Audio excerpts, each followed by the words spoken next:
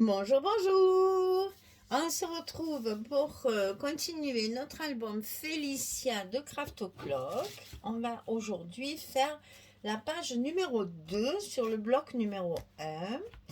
Donc je vérifie que je suis dans le bon sens pour ne pas me tromper. Donc là, deux grands rabats avec des pochettes et au milieu, un autre petit quelque chose de particulier. Voilà, alors, on va commencer par tout ça puisque ça nécessite une structure, enfin comment dire, une construction un peu à part. Il faudra le construire avant de le coller. Alors ici, on va faire notre rabat de droite et notre rabat de gauche. C'est exactement la même chose. Donc il faut le couper deux fois. Tout ce que je vais vous dire, il faut tout couper deux fois. Donc le rabat en lui-même, il fait 23,1, 23 sur 20,6 et on plie à 20,6 et à 21,1. Alors, si là c'est pas très important, là ça l'est beaucoup parce qu'on a ici un gousset de 5 mm. C'est obligatoire pour pouvoir mettre dessous il y a beaucoup de choses dessous, c'est épais, donc il faut que ça rentre. Donc là il vous faut bien un petit gousset de 5 mm.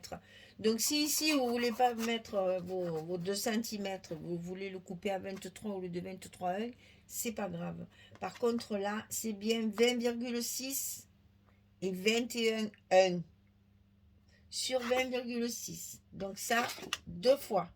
C'est la même chose. Pour ces rabats, à l'intérieur du rabat, on va y coller une pochette.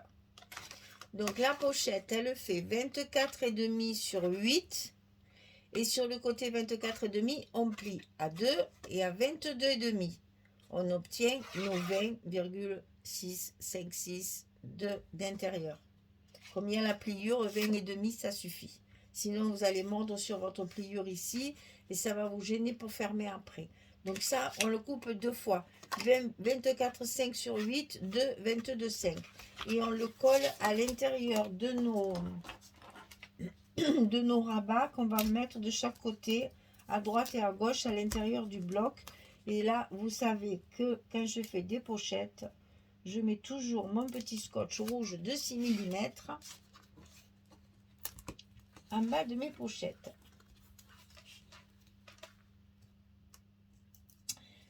Quand les pochettes sont toutes petites comme ça, je ne biaise pas non plus puisque mon papier va venir dessus, cacher la languette. Comme ça, j'ai plus de surface de colle. Hein, c'est juste ça. C'est pas la peine de le biaiser. Sinon, ça vous diminue votre surface de colle. Il vaut mieux éviter d'avoir des petites surfaces et avoir assez de portée, puisque dedans, on va y mettre nos cartes. Donc, on fait ça sur le premier de droite. Et on va faire la même chose sur l'autre, celui qui sera à gauche. Donc, vous voyez, c'est très simple. Les petites choses que vous avez déjà fait.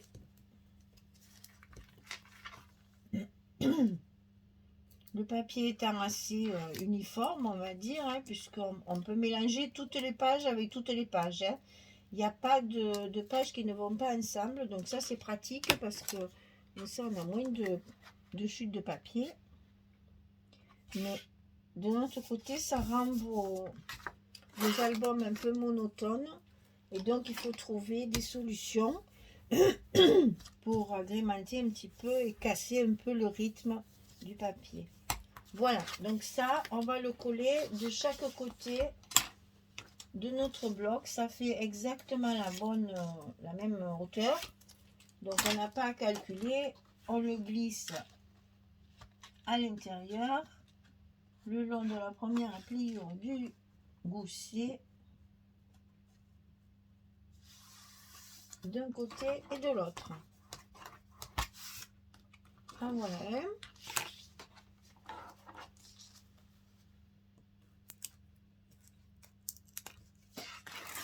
Alors Magali m'a envoyé un petit message aussi pour me dire qu'elle elle était en train de rentrer un petit ustensile comme ça. Elle a vu que je m'étais acheté ça. Elle a dû se dire, oh, c'est une bonne idée. je vais faire l'acquisition pour ma boutique. Donc, elle m'a dit dans son mail qu'elle allait rentrer ce genre de petits ustensiles là pour les scotch. Et je vous assure, je ne regrette pas. C'est très très pratique. Et ce qu'il y a de par rapport à l'autre, vous savez, j'avais celui-là avant. Alors, gros inconvénient, il est très lourd. Oh, attendez, j'ai plus de batterie. Vite, vite, vite, vite. Je charge, je mets vite mon truc en charge. Allez, en direct complet. Hop là, voilà, ça y est. Ouais, parce que sinon, ça va s'éteindre. Je vais encore couper le film. Voilà, donc je disais, j'avais ça. Donc, ça marche très bien. Hein, c'est pas du tout. Hein, ça fait plus de 10 ans que je l'ai. Donc, ça marche très bien. Le seul inconvénient, c'est que c'est un petit peu lourd. Et chaque fois qu'on le pose, et ben hop là, et ça disparaît sous les papiers, etc. etc. C'est pas. Et puis alors franchement, ça pique. Hein. Donc j'ai trouvé ça. Bon, je ne vais pas vous dire où, si je crois que je vous l'avais dit déjà, mais bon, c'est déjà effacé hein, pour vous dire que la marque ne se voit plus. Et donc j'ai trouvé ça, j'avais vu ça dans un stage qu'on avait fait à Nîmes, là, il y avait une abonnée, enfin une stagiaire qui avait ça, j'ai trouvé ça génial. Et je me suis dit, tiens, je vais faire l'acquisition. Alors, j'ai cherché longtemps pour le trouver. Et bien, Magali, elle va le rentrer dans sa boutique. Donc, si ça vous intéresse, il va arriver dans sa boutique. Comme quoi, elle a bien compris que c'était utile. Alors, ici, au milieu, on va faire un petit livret, comme ça. J'avais le 15-15 qu'on va attacher avec un ruban pour rajouter un petit peu de chablis à tout ça. Alors, ce livret, complexe au niveau des pliures parce qu'il fallait faire des petits goussets chaque fois. Donc, attention à vos pliures. Il fait 48 cm sur 15,5 puisque je n'ai utilisé que les papiers 15-15. 48 sur 15,5. On plie sur le côté 48 bien sûr. 15 et demi, 16, 32, 32 et demi. Vous avez remarqué, ici j'ai 15 et demi, ici j'ai 15 et demi, mais ici au milieu j'ai 16. Pour justement quand vous allez plier ici, vous allez avoir ici du jeu pour justement que vos papiers ici ne frottent pas et puissent bien coulisser à l'intérieur. D'accord? C'est juste pour ça. Donc, je répète, 15 et demi, 16, puisqu'on a 5 mm de gousset, 32 pour avoir 16 au milieu, et 32 et demi pour avoir notre gousset ici, et il nous reste 15 et demi. Et on va le plier comme ceci. Enfin, que ce soit droite ou gauche, c'est pareil. Mais enfin, je veux dire, on le plie sur le milieu. Vous pouvez le plier comme ça si vous voulez. Il n'y a aucune importance. Donc, on plie sur le milieu. Derrière, on va y coller un ruban au milieu de la partie qui fait 16. On colle un ruban au milieu comme ceci. Ensuite, ça sera collé sur notre papier ici. Et on va pouvoir le fermer. Notre petit livret là, on va le fermer avec une petite ganse ici comme ceci. Et tout ça sera à l'intérieur de notre page. D'accord? Alors, pour l'instant, on va mettre nos aimants pour ne pas les oublier. Et je vous conseille de mettre les épaisseurs dedans pour positionner vos aimants au bon endroit. Parce que sinon, ils risquent d'être trop loin une fois qu'il y aura l'épaisseur dedans.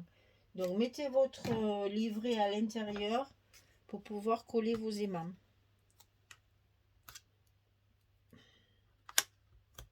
Pour qu'il y ait la bonne épaisseur à l'intérieur. Alors, sur les grands rabats de chaque côté, on a fait une pochette. Donc, bien sûr, qui dit pochette, dit carte.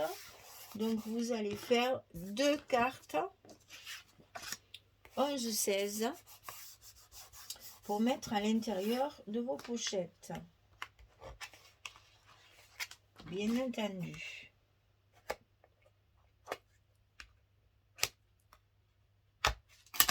c'est-à-dire une ici et une ici. Voilà. Alors, on va coller ça ensemble. Donc ici, j'ai choisi, c'est que du 20-20 là encore, hein, je n'ai utilisé que des 20-20. C'est ce papier-là, qui est un peu chamarré et tacheté de doré qui n'est pas brillant. Voilà, celui-ci, je l'ai utilisé de ce côté-là, puisque je vais y mettre quelque chose dessus. Il n'y avait pas d'intérêt à mettre évidemment une belle image, puisque on va y mettre un gros élément par-dessus. Un papier de fond, ça suffit.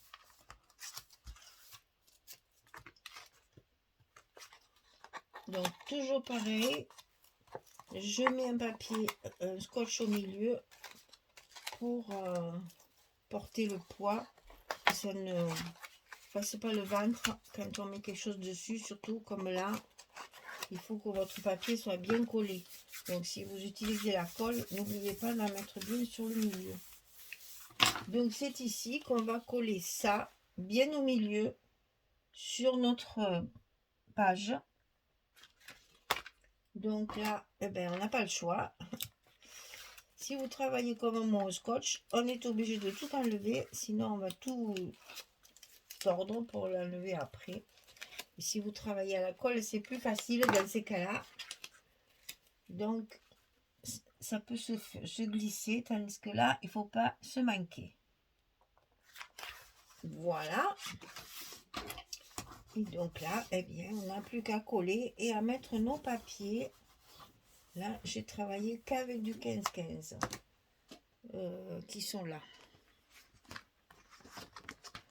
Donc, ici, c'est la couverture. Ici, c'est les macarons.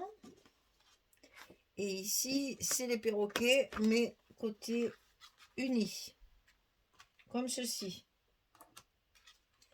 Et après, dessus, j'ai celui-ci.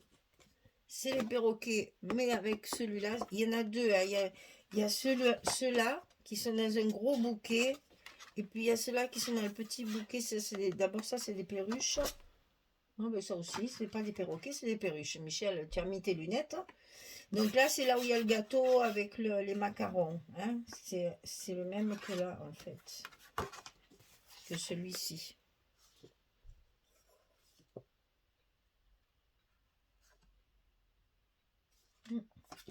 Ça, c'est une chute de 20-20 en fait. C'est pas une 15-15, c'est ce que je me rends compte maintenant, tiens.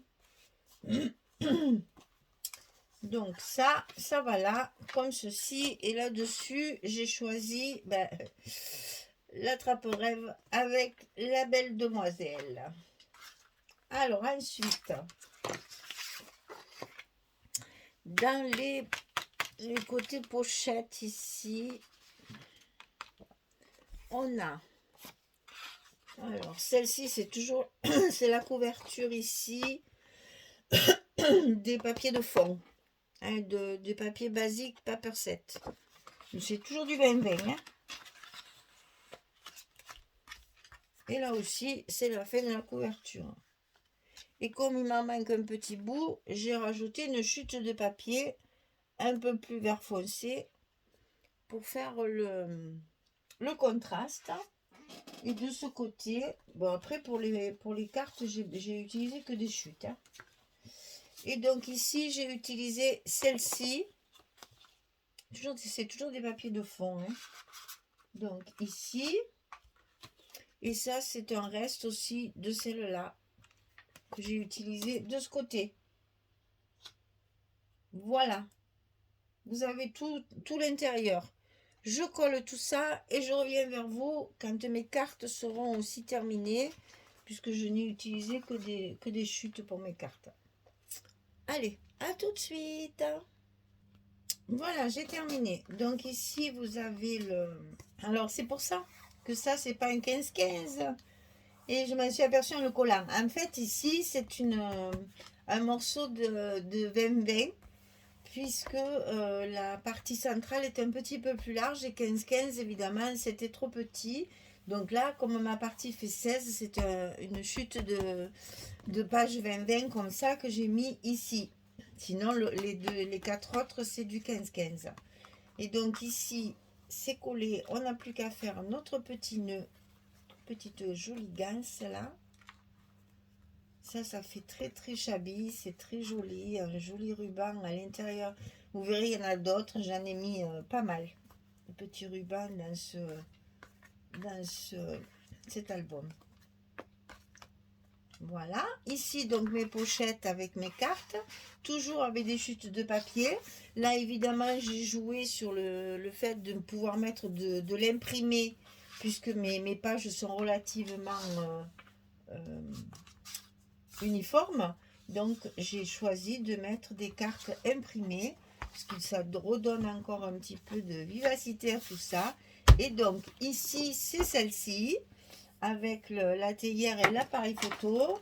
Donc on va coller ça tout de suite au fur et à mesure, comme ça la page, je ne vais pas couper pour 2 papiers, hein. Donc ici on a ce papier là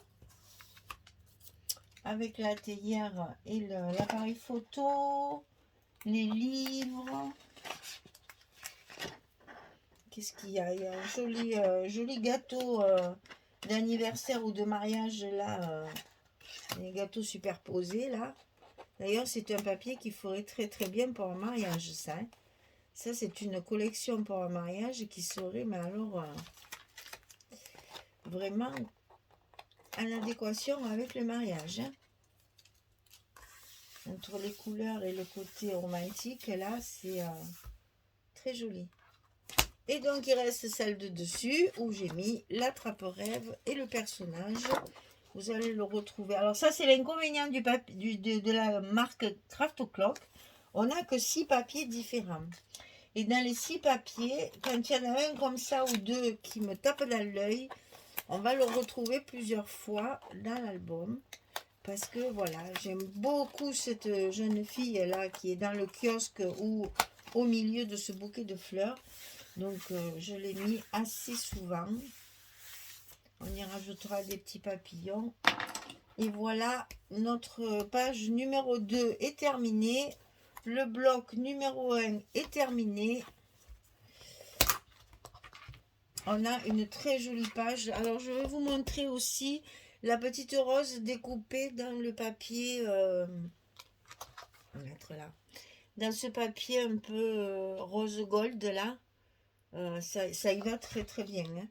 Pour mettre avec une petite étiquette là, par exemple, comme ceci là.